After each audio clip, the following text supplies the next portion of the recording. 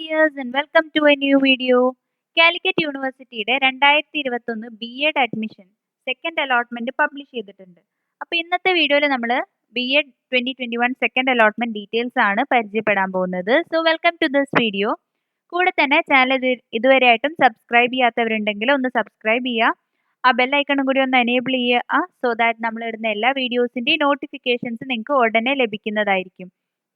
അതേപോലെ വീഡിയോസ് ഇഷ്ടപ്പെട്ടാൽ ലൈക്ക് ചെയ്യുക, ഷെയർ ചെയ്യുക.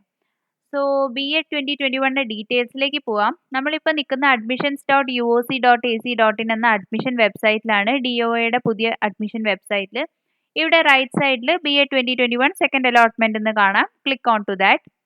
ഇപ്പോൾ B.Ed അപ്ലൈ ചെയ്ത് കാത്തിരിക്കുന്ന ഒരുപാട് പേരുണ്ട്. അപ്പോൾ നമുക്ക് ഡീറ്റെയിൽസ് കാണാം. അപ്പോൾ B.Edന്റെ ലോഗിൻ ഡീറ്റെയിൽസ് ഒക്കെ ഇവിടെ കിട്ടും. നിങ്ങൾ ലോഗിൻ ചെയ്തിട്ട് നിങ്ങളുടെ അലോട്ട്മെന്റ് ചെക്ക് ചെയ്യുക.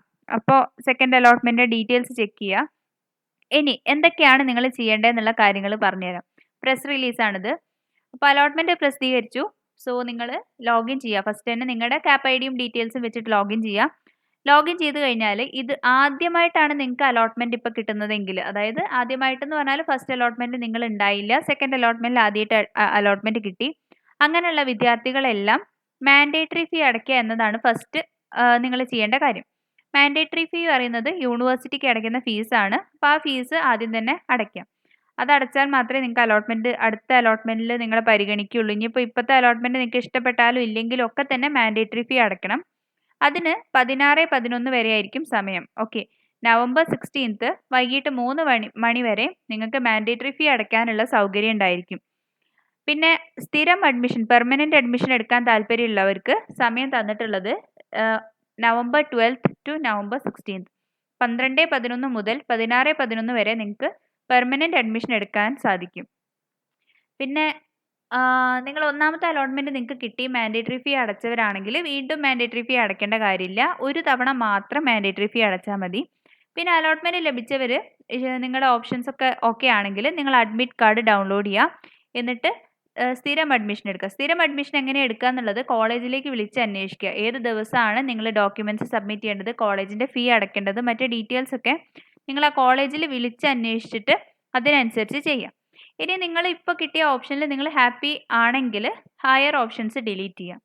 ഓക്കെ, ഇനി അതല്ല നിങ്ങൾക്ക് അടുത്ത അലോട്ട്മെന്റിൽ മുകളിലേക്ക് ഒരു ഓപ്ഷനിലേക്ക് പോകണം എന്നുണ്ടെങ്കിൽ ഹയർ ഓപ്ഷൻസ് അവിടെ തന്നെ നിലനിർത്തുക, അത് ഡിലീറ്റ് ചെയ്യാതെ നിലനിർത്തുക.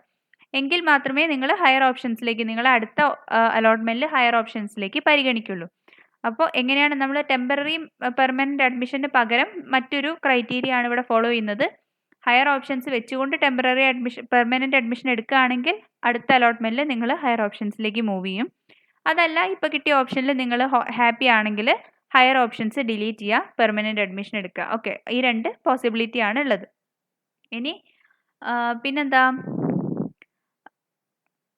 പിന്നെ നിങ്ങൾ അഡ്മിഷൻ എടുക്കേണ്ടത് എങ്ങനെയാണെന്നുള്ള, അഡ്മിഷൻ നിങ്ങൾക്ക് ഓൺലൈനായിട്ടും ഓഫ്ലൈനായിട്ടും എടുക്കാം. ഓഫ്ലൈനാണ് പ്രിഫർ ചെയ്യുന്നത്. പിന്നെ കോളേജ് കണ്ടെയ്ൻമെൻറ്റ് സോണിലാണെങ്കിലോ നിങ്ങൾ ക്വാറന്റൈനിലാണെങ്കിലോ അങ്ങനെ എന്തെങ്കിലും സാഹചര്യം ആണെങ്കിൽ നിങ്ങൾ ആ കോളേജിനെ വിളിച്ച് അന്വേഷിച്ചിട്ട് എന്തൊക്കെയാണ് ചെയ്യേണ്ടതെന്നുള്ള ഡീറ്റെയിൽസ് അന്വേഷിക്കുക. അപ്പോൾ ഓൺലൈനായിട്ട് അഡ്മിഷൻ എടുക്കാനുള്ള സൗകര്യം അവർ റെഡിയാക്കി തരും. അപ്പോൾ ഇത്രയും കാര്യങ്ങളാണ്. ആദ്യം തന്നെ മാൻഡേറ്ററി ഫീ അടയ്ക്കുക. നിങ്ങൾ ആദ്യമായിട്ടാണ് അലോട്ട്മെൻറ്റ്, ഈ സെക്കൻഡ് അലോട്ട്മെൻറ്റിൽ ആദ്യമായിട്ടാണ് നിങ്ങളുടെ പേര് വന്നിട്ടുള്ളതെങ്കിൽ മാൻഡേറ്ററി ഫീ അടയ്ക്കുക. പിന്നെ കോളേജുമായിട്ട് ബന്ധപ്പെടുക, എന്തൊക്കെയാണ് ചെയ്യേണ്ടത് നോക്കുക. എന്തായാലും പെർമനന്റ് അഡ്മിഷൻ എടുക്കണം, ഡോക്യുമെന്റ്സ് കൊടുക്കണം, ഫീസ് അടയ്ക്കണം, എല്ലാ കാര്യങ്ങളും ചെയ്യണം. ഹയർ ഓപ്ഷൻസ് നിലനിർത്തുകയാണെങ്കിൽ അടുത്ത അലോട്ട്മെന്റിൽ ഹയർ ഓപ്ഷൻസിലേക്ക് നിങ്ങളെ പരിഗണിക്കും. അതല്ലെങ്കിൽ ഹയർ ഓപ്ഷൻസ് ഡിലീറ്റ് ചെയ്യുക. അപ്പോൾ നിങ്ങൾ ഇപ്പോൾ കിട്ടിയ കോളേജിൽ നിങ്ങളെ പെർമനന്റ് അഡ്മിഷനായി. അപ്പോൾ ഇങ്ങനെയൊക്കെയാണ് B.Edന്റെ സെക്കൻഡ് അലോട്ട്മെന്റ് ഡീറ്റെയിൽസ് വരുന്നത്. ഇനിയും അലോട്ട്മെന്റ്സ് ഉണ്ടാവുമെന്ന് നമുക്ക് പ്രതീക്ഷിക്കാം. So hope this video was informative.